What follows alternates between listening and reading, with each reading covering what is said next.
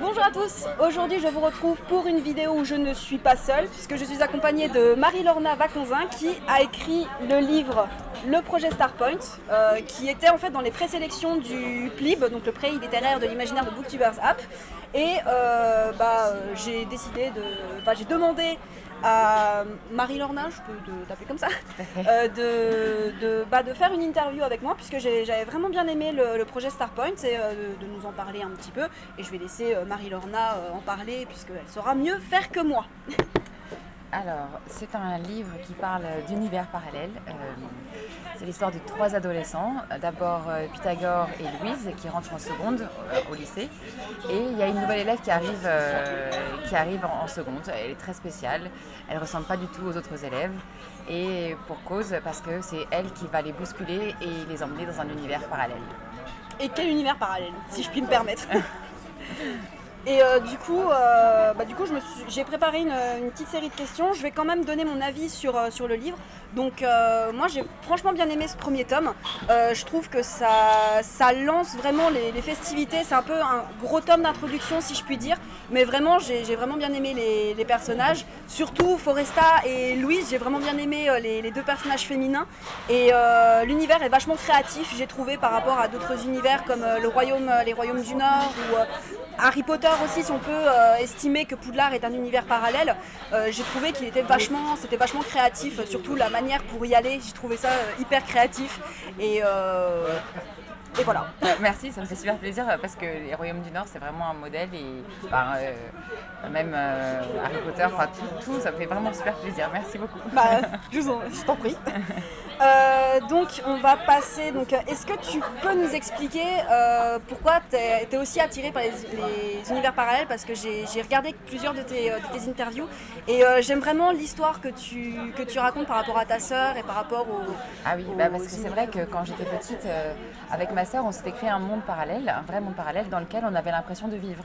En fait, on passait tout le temps de l'un à l'autre par des codes, on avait toutes sortes de systèmes, même aussi par les miroirs, parce qu'il y avait beaucoup de miroirs là où j'habitais, c'était pour agrandir l'espace.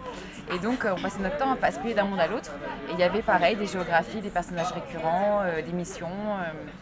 Et puis, on y allait tellement que c'était presque devenu réel pour nous. C'est-à-dire, on n'avait pas l'impression que c'était imaginaire, mais que c'était pour de vrai. Mais après, en grandissant, c'était quand même compliqué quand on devient ado, on peut pas faire s'extraire comme ça du monde. Ouais.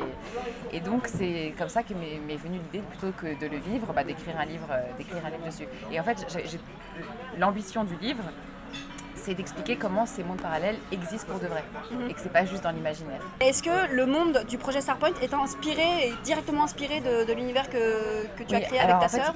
Il est directement inspiré, mais il a grandi, évolué. D'accord. En fait, c'est comme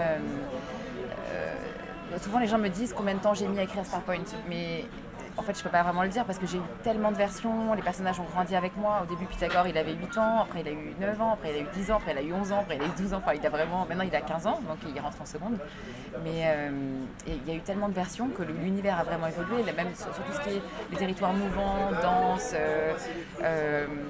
ou stables, enfin ça c'est venu plus tard. Il s'est construit au fil du temps, mais il est inspiré, en tout cas la façon de basculer très rapidement de l'un à l'autre, ça c'est vraiment ce qu'on vivait quand on était petit. D'accord. Vous aviez déjà l'idée des oranges bleues et de... Non, ça c'est venu bien plus tard. Et puis surtout, en fait, l'angle mort, c'est venu parce que quand j'étais petite, mes parents qui parlaient souvent des accidents, ils disaient attention, ils ont pas vu ça dans l'angle mort. Enfin, l'angle mort, c'était un terme qu'on entend quand on était petite et qui me fascinait. Je me disais, mais qu'est-ce que c'est l'angle mort? J'essayais d'imaginer, géographiquement ou même géométriquement, qu'est-ce que ça pouvait représenter. Et je pense qu'il y a plein d'images qui se sont enfilées là-dedans. Ah, c'est chouette. Et du coup, depuis que je suis petite, j'avais cette idée un jour d'écrire sur les angles morts, mais je savais pas que ça viendrait là à ce moment-là. Donc pour parler un petit peu au niveau de l'écriture, est-ce que tu écris de manière vraiment structurée avec un plan où je sais qu'il y a pas mal de jeunes écrivains qui aiment bien avoir chapitre par chapitre qu'est-ce qui va se passer dans ce chapitre-là, qui va se répercuter dans celui-là, ou alors est-ce que tu écris de manière totalement fluide et au feeling, on va dire Alors c'est ni l'un ni l'autre, on va dire, parce que j'ai un fil conducteur d'images. C'est-à-dire que j'ai des images, des scènes, je sais que je veux qu'il se passe ça, et puis je sais ce à quoi je vais aboutir au final. C'est-à-dire à la fin des 3 tomes, je sais ce qu'on va découvrir, je sais ce que je veux expliquer. Mais après, comment y cheminer, enfin, comment arriver d'image en image, je le découvre en écrivant. Et puis les chemins changent, c'est-à-dire que je crois que je vais passer par chemin, puis au final quand je suis là, je me rends compte que non, il faut rebrousser, et là je vais changer quelque chose. Mais disons que c'est comme les pierres qui sont dans l'étang, on saute de pierre en pierre pour pas se mouiller, mais le chemin pour arriver des pierres à la pierre. C'est pas tout droit quoi, il faut slalomer un petit peu. Je ne sais pas à l'avance. J'ai des images fortes, des scènes fortes qui me guident, mais je ne sais pas comment je vais y accéder. Enfin, souvent je fais, je défais, c'est assez laborieux. D'accord. J'écris vraiment par couches successives. J'écris quelques chapitres, après je reviens en arrière, je les refais. J'ai l'impression que c'est vraiment presque... Au début, quand on sculpte un peu une forme vague, on se dit ah oui c'est comme ça, après on stabilise celle-là, après on refait un petit bout là derrière, enfin je n'arrête pas de repasser derrière, c'est pas du tout linéaire, pas du tout. D'accord. Tu as écrit aussi un autre livre, et là je ne sais Le monde des possibles. Le monde des possibles. Est-ce que tu préfères écrire de l'imaginaire ou est-ce que tu préfères, parce que je pense que c'est plus du contemporain, j'ai pas encore eu l'occasion de le lire, mais... Si, c'est plus du contemporain, c'est complètement différent. Là, j'ai envie de dire que je préfère l'imaginaire parce que je suis tellement dedans. Enfin, comme je suis vraiment même à préparer déjà les plans du tome 3. Enfin, je suis encore dans l'écriture du tome 2, mais je ne peux pas m'imaginer écrire autre chose. Mais je sais que dans un coin de ma tête, j'ai d'autres histoires. Peut-être un jour, j'y reviendrai. Mais là, pour l'instant, c'est que l'imaginaire. Vraiment, je suis vraiment dans les mondes parallèles, à part quand je fais mon métier de tous les jours, sinon je fais que ça. Est-ce qu'il y a des messages vraiment que tu veux transmettre? Je veux transmettre, c'est plus, comme je l'ai dit, c'est que je voulais que les gens croient pour de vrai à l'existence des mondes parallèles. Ouais. C'est ça qui m'intéressait. Et puis la deuxième chose, c'est que je voulais retranscrire ces moments un peu... quand on est à l'adolescence et qu'on découvre le désir, qu'on découvre... c'est fait par plein de micro-choses, c'est-à-dire un micro-regard, quelqu'un... on l'a vu dans un couloir enfin on l'a vu passer dans une porte au bout du couloir, est-ce qu'il m'a vu, est-ce qu'il m'a pas vu, enfin c'est des choses, des mini-choses qui prennent des énormes proportions. On s'est effleuré, est-ce qu'il a senti, est-ce qu'il a pas senti, on est bouleversé par des micro-choses, et c'est ça que je voulais retranscrire. Bah du coup, maintenant que tu le dis, c'est vrai que Pythagore a souvent ce genre de réaction par rapport aux filles, il a 15 ans, il aimerait bien avoir une copine, et c'est vrai qu'il y a certaines scènes dans le livre où son comportement m'a... Je ne veux pas dire peut-être pas agacé, mais j'avais pas compris sur le moment.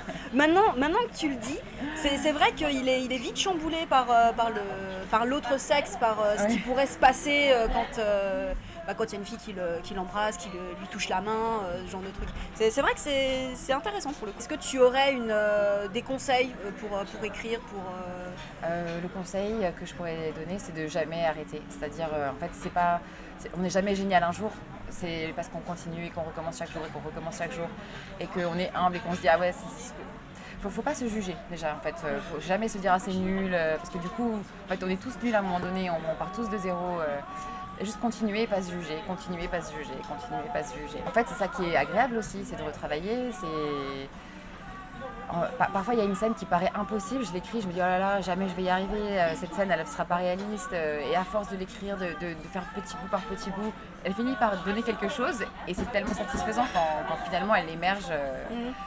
Mais j'ai pas d'autre conseil que de recommencer, prendre du recul, recommencer. Du coup, donc là on va passer à des questions un peu plus centrées sur le projet Starpoint. Donc si vous n'avez pas envie d'être spoilé, il y aura peut-être des petites scènes de spoil. Alors première question, et ça quand je l'ai écrit, je me suis dit ça va être drôle de la poser. Pourquoi Pythagore s'appelle Pythagore? Alors Pythagore, déjà ses parents sont deux scientifiques, sa mère est prof de maths et son père est chercheur en physique quantique, donc ça explique le choix des parents. Mais aussi j'avais envie que le personnage porte un nom un peu compliqué, qu'on pense compliqué, mais que finalement ça passe comme une lettre à la poste.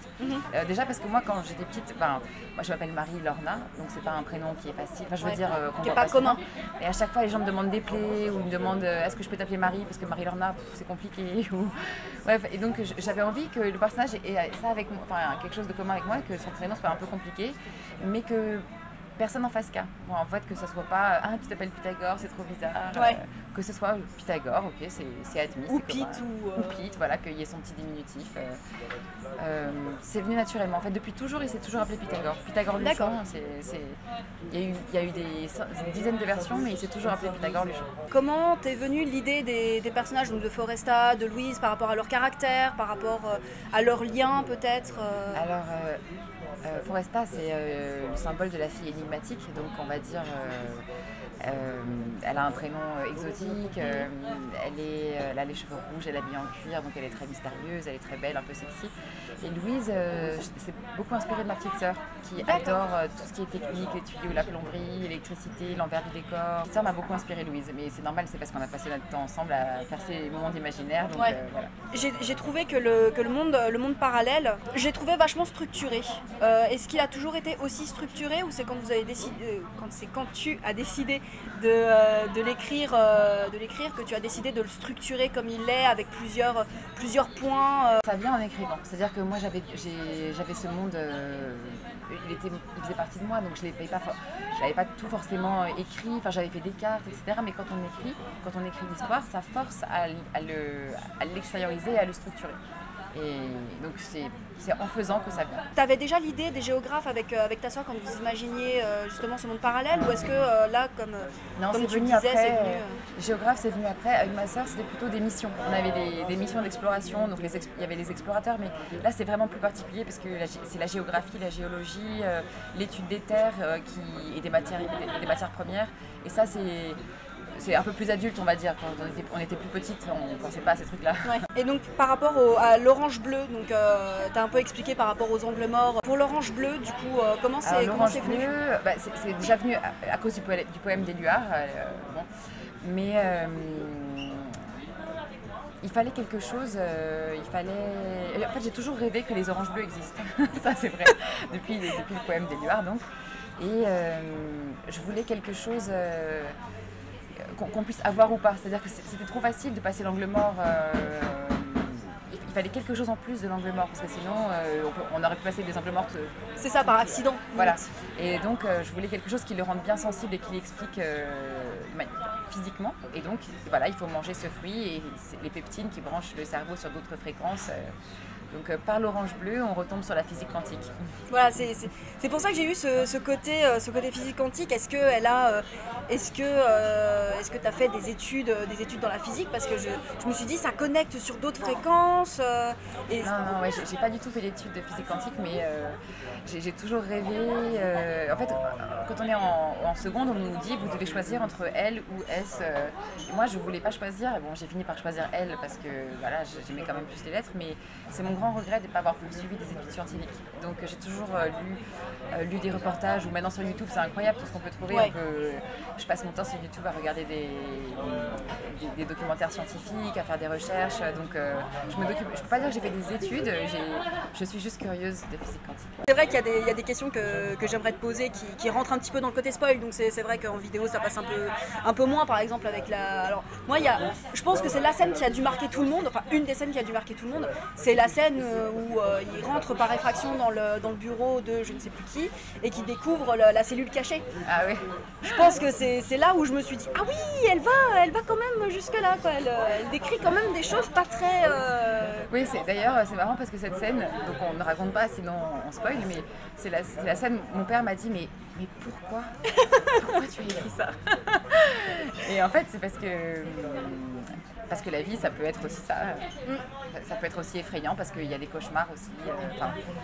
J'avais aussi envie que le monde ce soit pas juste merveilleux et beau, et oui il est beau et merveilleux, mais il y a aussi des dangers terribles. Ouais, c'était important. Du coup, dernière question, que peut-on espérer des autres tomes?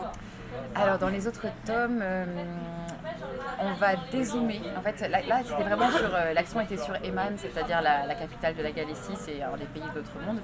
Et là, on va vraiment dézoomer et découvrir, comme tu le disais, les autres points géographiques, les autres univers, les autres ambiances du monde superposé.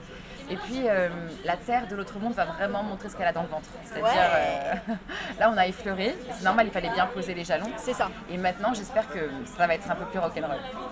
Merci beaucoup en tout cas. Merci d'avoir accepté de faire l'interview. Donc, si vous n'avez pas encore compris, je vous conseille de lire le projet Starpoint.